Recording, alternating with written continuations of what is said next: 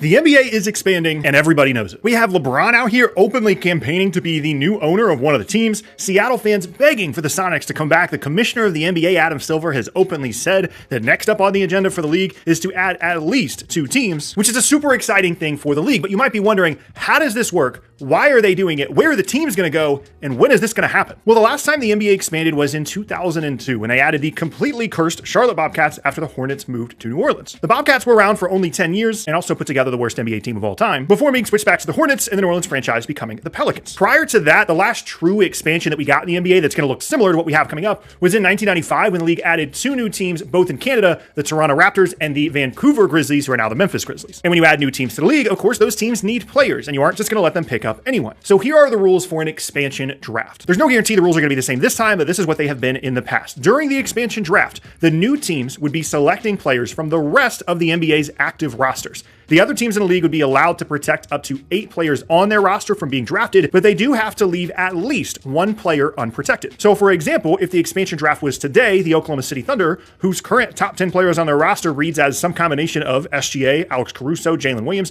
Chet Holmgren, Lou Dort, Kaysen Wallace, Isaiah Joe, the recently drafted Nikola Topic, and Isaiah Hartenstein, would have to leave at least 2 of those players unprotected in an expansion draft. Now, they and the Celtics are probably the 2 deepest teams in the entire league, so that's an extreme example, but still, that is one of the many wrinkles of an expansion draft. Teams having to choose what they want to prioritize within their roster, which brings us to another rule. Each team around the league can have at most 1 player selected from their team. So if the Thunder lost, for example, Isaiah Joe, they wouldn't be at risk of losing any other player on their roster. So just take a second to think who you would potentially look to protect or add in a NBA expansion draft. And speaking of the draft, let's talk about the first overall pick in the NFL draft, Caleb Williams, and the sponsor of today's video, Prize Picks. I have Caleb Williams on some of my fantasy teams, and I'm also putting him into my Prize Picks lineup this week with a free square. As part of that free square, he just has to get a single yard in his game this weekend, so of course he's going in there. I'm also going to put in Chuba Hubbard from my beloved Carolina team to score a touchdown, and let's put CJ Stroud passing yards in there as well. I went with more on each of those numbers, but it's just that simple on Prize Picks. You pick your players, you pick more or less on each of these numbers, and if you win some cash. Now, if it's your first time here, there are 2 things that you can do. First, you get an instant $50 anytime you play a $5 lineup. So if you put $5 in to play that lineup I just listed, you instantly get $50 on your account. And to take advantage of that as a first-time user, make sure you use Code Sporting or click the link in the description. Again, Code Sporting or the link in the description. So you can use this lineup for the Caleb Williams free square, use that code, and get $50 instantly after placing a $5 and up lineup. All that to get you started